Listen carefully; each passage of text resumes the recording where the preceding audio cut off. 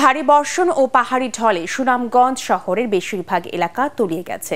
সুরমা নদীর পানি বেড়ে বিপদসীমার ১৩৭ মিটার উপর দিয়ে প্রবাহিত হচ্ছে। এতে পৌর শহরের বাসাবাড়ি, দোকানপাট ও রাস্তা ডুবে গেছে। পানিবন্দী হয়ে পড়েছেন লক্ষাধিক মানুষ। খোলা হয়েছে আশ্রয় কেন্দ্র। সুনামগঞ্জ প্রতিনিধি পঙ্কজ দের পাঠানো রিপোর্ট জানাচ্ছেন তামান্না জেনিফার।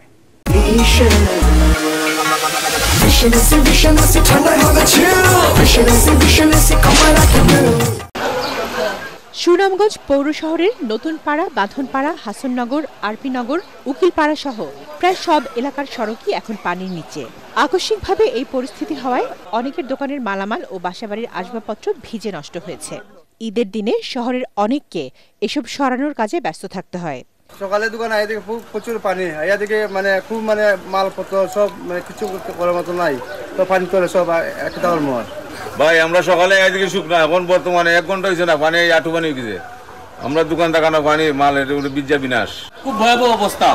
বর্তমানে যদি এইভাবে পানি বাড়তে থাকে তাহলে আধা ঘন্টার ভিতরে যা আছে সব তোলাই দিব। অলরেডি যা বাজার আছে বুড়িয়ে গেছে।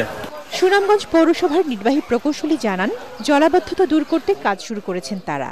পানি উন্নয়ন বোর্ডের নির্বাহী প্রকৌশলী মামুন হাওলাদার জানিয়েছেন, আগামী 2 দিন কি পরিমাণ বৃষ্টি হয় তা দেখে পরবর্তী ব্যবস্থা নেওয়া হবে।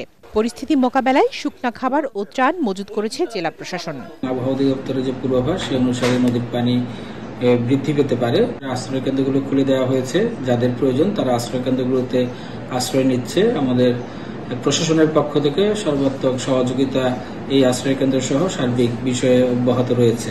বৃষ্টিপাত ও বন্যার পূর্বাভাস আগে জানানোর পাশাপাশি শহরের জলাবদ্ধতা দূর করতে কার্যকর উদ্যোগ নেওয়ার তাগিদ দিয়েছেন সুনামগঞ্জবাসী।